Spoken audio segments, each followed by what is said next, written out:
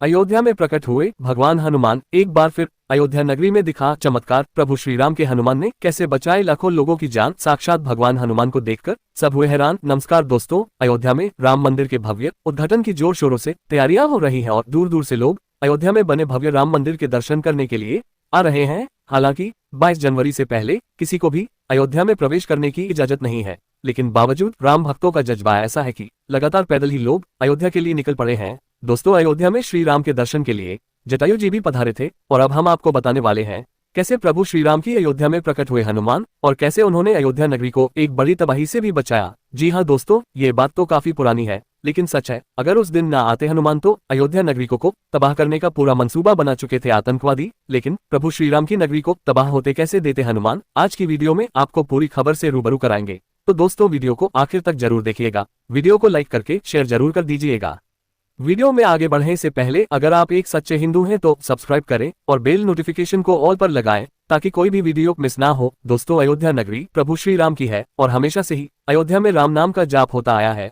1992 में बाबरी मस्जिद विवाद के बाद से ही अयोध्या में राम मंदिर को बनने की खूब मांग हुई और कई दंगे बके और कई आतंकवादियों ने अयोध्या को दहलाने की भी कोशिश की। मगर साल 2019 में बाबरी मस्जिद मामले में सुप्रीम कोर्ट ने जब फैसला सुनाया तो राम भक्तों के चेहरों पर मुस्कुराहट आ गई और यह ऐतिहासिक फैसला था जो सदियों से लटका पड़ा था। आखिरकार अयोध्या में राम को वापस लाने की घोषणा हो चुकी थी। इस फैसले के बाद राम मंदिर को बनाने की तैयारियां शुरू कर दी गई। साल 2020 में राम मंदिर की अयोध्या में नींव रखी गई और अब साल 2024 में 22 जनवरी को भगवान श्री राम का भव्य मंदिर अयोध्या में भव्य उद्घाटन होने वाला है। इस उद्घाटन की चर्चा काफी दिनों से हो रही है। दोस्तों, राम मंदिर के भव्य उद्घाटन को लेकर तैयारियां भी जोर शोर से हो रही हैं। कई बड़ी हस्तियां उद्घाटन में निरता पा चुकी हैं। प्रधानमंत्री नरेंद्र मोदी और उत्तर प्रदेश के मुख्यमंत्री योगी आदित्यनाथ इस समारोह में शामिल होंगे और उद्घाटन प्रधानमंत्री जी के हाथों से ही होगा। दोस्तों, 1992 से लेकर 2020 तक अयोध्या में भगवान श्री राम को लाने के लिए राम भक्तों ने बहुत से संघर्ष किए और देश ने कई दंगों का सामना भी किया। इन दंगों में कई बेकसूर लोगों की जान भी गई और कई घर से दरबदर भी हो गए। आपको बता दें कि आतंकवादियों ने भी इस देश को दहलाने की पूरी साजिशें और आत्मघाती हमलों का भी अंजाम दिया।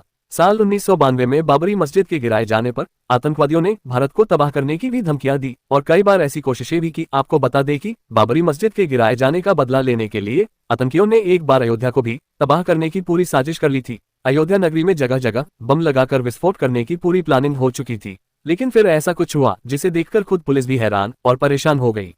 जी हाँ दोस्तों, भगवान श्री राम की नगरी को बचाने के लिए खुद प्रकट हुए थे उनके प्यारे हनुमान। यह कोई कहानी अफवाह नहीं है, बल्कि हकीकत है। अयोध्या में हनुमान जी के प्रकट होने की एक कहानी फिल्मी पर्दे पर भी दर्शाई जा चुकी है। चलिए आपको बताते हैं अयोध्या में कब और कैसे प्रकट हुए हनुमान जी और कैसे उन्होंने आतंकवादियों के सारे मंसूबों पर पानी फेर दिया था और अयोध्या को एक बड़े धमाके से बचा लिया था। इस इंसिडेंट को लेकर एक फिल्म भी बनाई गई थी जिसका नाम इंस्पेक्टर अविनाश, जिसमें रणधीर फड्डल रोल में नजर आए थे। दोस्तों, 1998 की बात है जब अयोध्या में हनुमानगढ़ी में आतंकवादियों ने RDX को छुपा दिया था ताकि वहां धमाका किया जाए।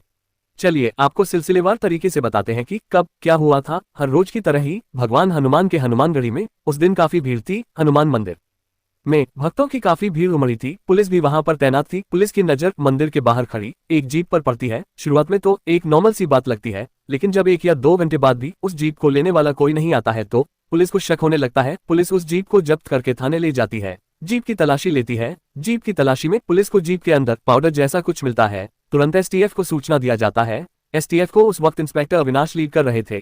इंस्पेक्टर अविनाश उस वक्त अपने एनकाउंटर्स के लिए खूब जाने जाते थे। इंस्पेक्टर अविनाश की टीम ने ये बात जानने में जरा भी देर नहीं लगाई कि जीप में मिला पाउडर असल में RDX है और पूरे अयोध्या में RDX अलग अलग जगहों पर छुपाया गया है।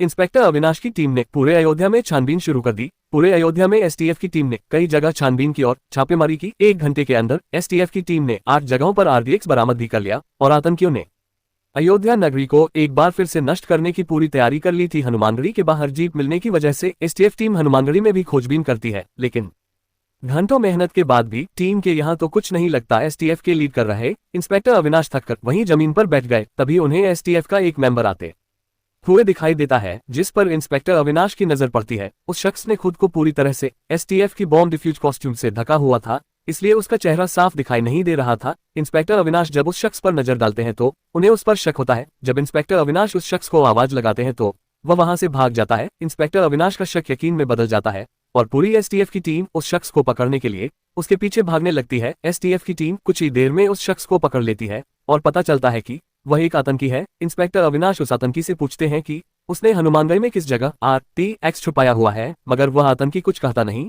बल्कि जोर जोर से हंसने लगता है। वहीं आतंकी इंस्पेक्टर अविनाश को घड़ी देखते हुए कहता है कि सिर्फ 1 मिनट ही बचा है, अगर बचा सकते हो तो बचा लो। उस आतंकी की ये बातें सुनकर इंस्पेक्टर अविनाश उनकी पूरी टीम भागती हुए हनुमानगढ़ी में आती है और हनुमानगढ़ी के चप्पे चप्पे को छान लेती है, मगर किसी को कुछ नहीं मिलता। तब इंस्पेक्टर अविनाश की नजर मंदिर में लगे एक ठंडे पानी के वाटर कूलर पर पड़ती है।